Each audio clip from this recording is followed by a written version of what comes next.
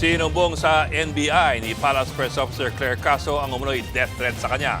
Pero git ng Facebook page na nireklamo ni Castro, walang pagbabanta sa kanilang post. Nasa frontline na balitang yan, si Dave Abuel. I am giving the authority na... Personal na sumadya sa tanggapan ng National Bureau of Investigation si Palace Press Officer Claire Castro para magpasaklolo. Ang kanyang isinumbong ang anyay mga banta mula sa Facebook page na Luminous by Trixie Cruz Angeles and Ahmed Paglinawan.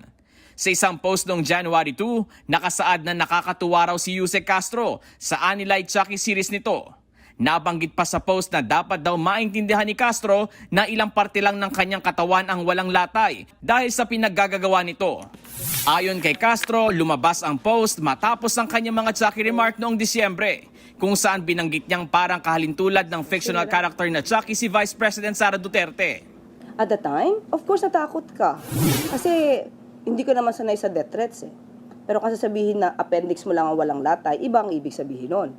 Meron itong pagbabanta sa iyong buhay. So yun yung naramdaman ko.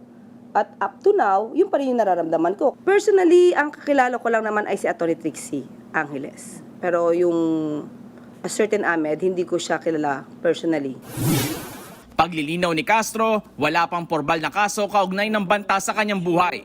Kung magsasampa man lang ako ng kaso, pag-iisipan ko muna. Ba't kailangan ko lang kasing i-report ito para at least nga, kung may mangyari man sa akin, may mga tao silang pwede maimbestigahan. Sa ilalim sa authentication ng NBI ang nasabing Facebook post. Pero sa isang bagong post ngayong gabi, iginiit ng naturang Facebook page na alam daw ni Castro na walang pagbabanta sa kanilang post. May mensahe naman si Castro sa kanila. Hindi po nadadaan ang anumang diskurso sa pagbabanta sa buhay, yung pagiging bayolente. Huwag nilang gayahin ang mga idolo nila. Nagbabalita mula sa Frontline, Dave Abuel, News 5. Mga kapatid, Ed Lingaw po, maging maalam at may pakialam sa mga napapanahong balita sa ating bansa.